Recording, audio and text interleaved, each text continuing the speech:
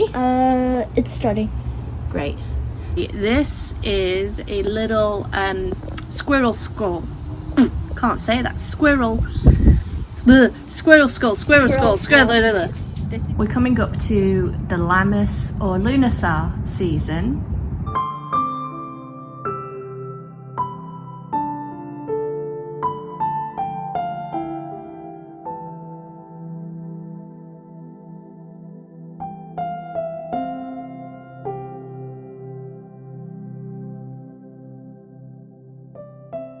So the traditional date for Lammas and Lunasa is August 1st. But I like to think of these holidays as a season as opposed to just one day.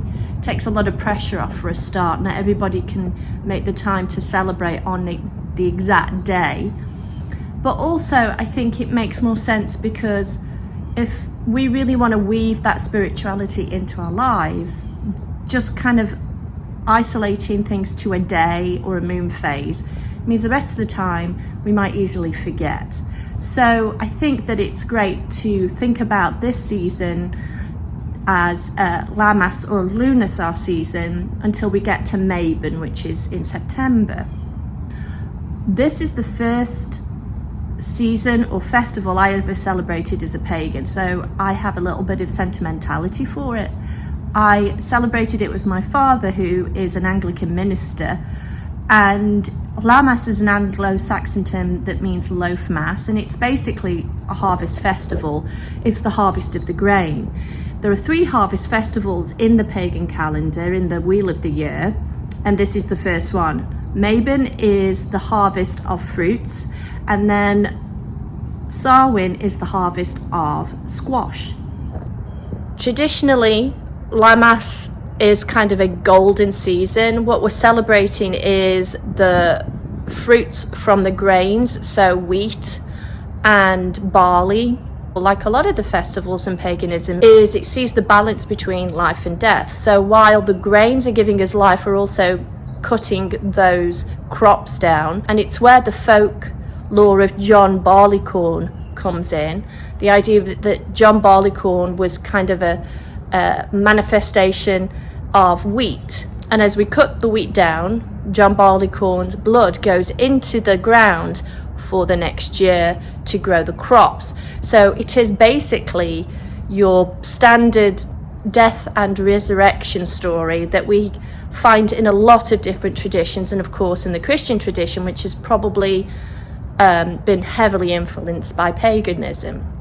It's a really sweet and soft Sabbath, I think. Because it is about harvest and fruitfulness, but we also know that the nights are getting a little bit longer now, and perhaps the temperatures are changing. Certainly the light is changing, and so we also have to think about how we are moving from that active part of the year to a quieter, more introspective part of the year. This is also a great time to sit and think about what's coming. The quieter, darker festivals of Mabon and Samhain and Yule are coming. I'm personally very excited. That's my favourite time of year. But also try to think about how you can keep some light in your life as well. I know some people love the summer and that kind of activity and being outside and more light, and yeah, it's fantastic. But there are ways to carry that feeling of lightness into the darker months. I made a Lammas playlist, which you'll find in the description below, of some of my favourite songs for this time of year. And I hope that you have a blessed Lunasa/Lammas season.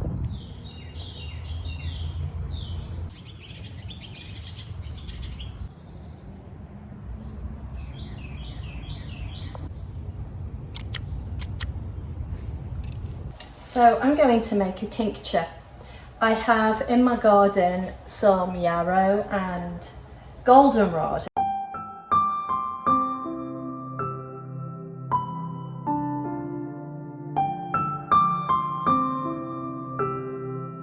I've been doing some research. Last year I had a very bad sinus infection, and we also had a run of nasty flus and colds. This year is the first year that I have grown goldenrod. And this is what it looks like. It often gets mistaken for ragweed. Goldenrod, however, is a delightful herb that is native to this area of the world, and it has astringent properties, so drying, and when you tincture this, I am under good authority, I am told it will be helpful for allergies related to pollen, but also for runny noses, colds, sinus infections, which is perfect.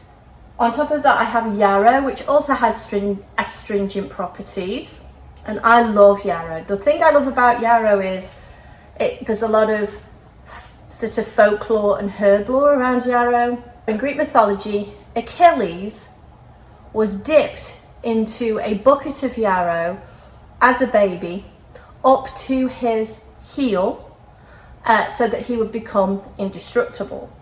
And it's where we get the expression Achilles' heel from, with the idea being the actual weak spot. And Achilles was obviously killed by somebody targeting his heel. So I love that. Yarrow grows really easily. You don't need to do much with it. And I've grown it over the years in lots of different places in the garden. And I can't wait to tincture these. We're going to do them separately, and then when the autumn equinox comes, they'll have infused for about 6 to 8 weeks by that point, probably more like 6 weeks. And I'll drain them, I'll take the herbs out and I'll compost the herbs, add them as an offering to the garden. And then I'm going to mix the two tinctures so that when we get colds and things, hopefully we'll have something that will help with that.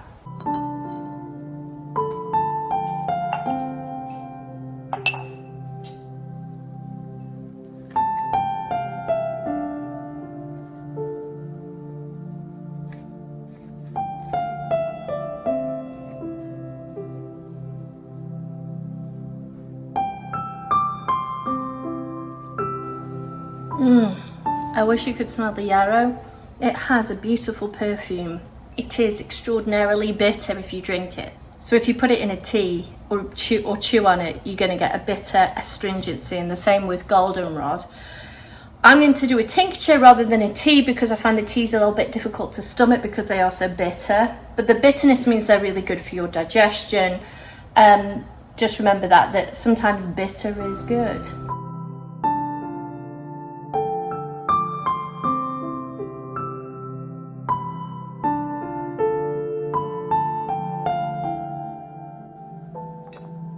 If you're interested, I used the tincture method in this book by Rosemary Gladstar, which has some excellent information and recipes in it.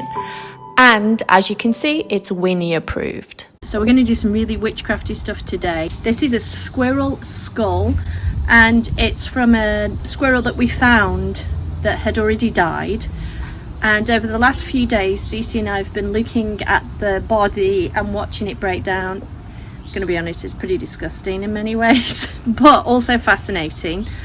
And today, enough of the skull had been cleaned naturally by bacteria and beetles and so on for us to harvest the skull. And so the final kind of stages of making the skull suitable for an altar or for any kind of magic work is to soak it in water to get rid of any additional soft tissue, and then soak it in apparently water with some sort of enzyme based cleaner like Dawn or maybe a laundry soap, and that gets rid of all of the bacteria but also the waxy deposits that might still be in the bones. So today we're going to put it in a jar of water to make sure that it's got all of that soft tissue is just slowly rotted away. So it's actually pretty empty. I think most of the soft tissue has already been soaked away. But we're just doing this as an extra measure. Can you see it? Yeah. Wow, how cool is that? I'm going to leave it in there. This is rainwater from our water barrels. And we're just going to leave it. Okay. It's so weird. So weird.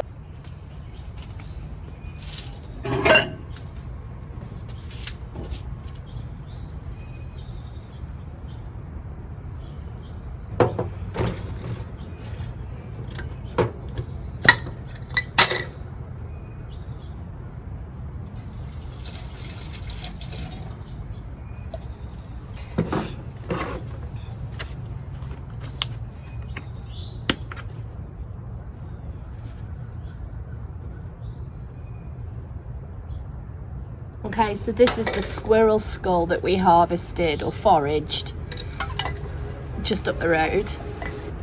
We have been soaking this skull in water for a few days to get rid of any additional kind of soft tissue and stuff that might have been left behind. Now I'm putting it in some more water, some clean rainwater with dishwashing soap with an enzyme. Now, according to my research, this is what you do to get rid of any wax that's left in the bones. Apparently bones have wax in them. I kind of sort of knew that, but so the point is to soak it in this and the enzymes will hopefully extract all that wax. This is a really good time of year to do it because it's really warm, so hopefully the warmth will also help the wax kind of ooze out. And it does not smell good. Probably because it's been enclosed in this like jar with the rainwater. So my advice is if you want to do something like this, do it outside. Now you can't smell it, so it's fine. So we're going to put it down in my little cubby area out here and leave that for a little bit to get all of that wax out, probably a few days, maybe a week or so. And then when it's done, I'm not sure what I'm going to do with it. I might use it as something on my altar, or I might make a little kind of witch ladder with it. We'll see.